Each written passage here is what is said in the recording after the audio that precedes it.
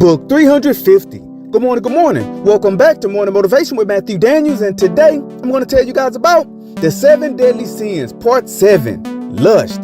That's right, the 7 deadly sins, part 7, lust. But what is Matthew Daniels talking about? A long time ago, in the 7 deadly sins, part 6, envy, once everyone was so violently made new, they were bound in heavy chains again and dragged out of the chamber to endure the next punishment that their sins on earth had earned them. And another group of thousands upon thousands of damned souls were ushered in, and the large snake slithered away, still holding fast to the young man who had foolishly entered the inferno. Upon entering the next chamber, with its jagged cave walls made of rock and stone, the young man saw yet another large figure, which was part man, part beast, part fire, and part ice, and he too stood ominously in front of a group of thousands upon thousands of souls, damned for their sinful deeds on the earth. "While you were alive," the large figure said to the chained men and women, "you found it an impossible task to control your lust.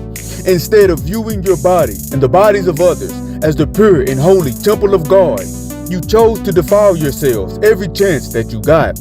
You burned so deeply in your lust that you committed some of the most deplorable acts, and many of you violated the chastity of those who were powerless to stop you.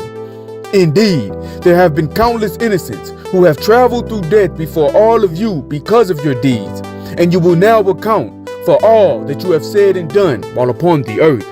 When the large figure finished speaking, a multitude of smaller figures who looked exactly like the large figure appeared in the chamber, and they stood in a circle lining the walls.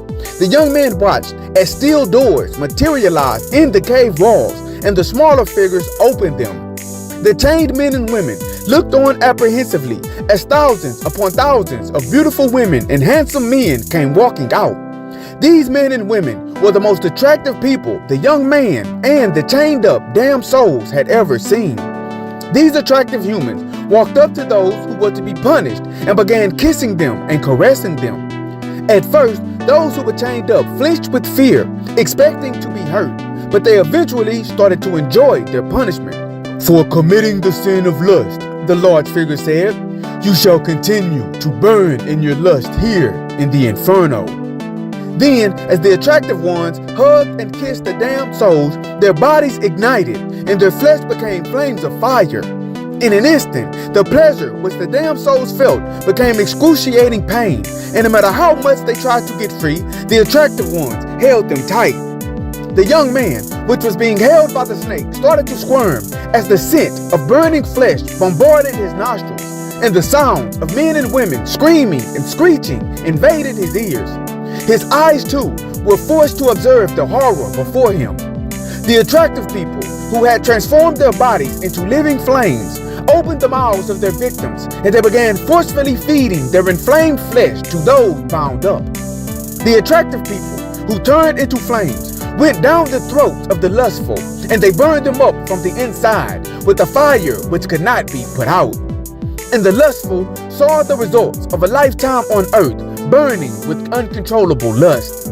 Once the thousands upon thousands of lustful were totally consumed and turned to ash, another group of thousands upon thousands were led into the chamber, and the large snake slithered away, still holding fast to the young man who had foolishly entered the inferno.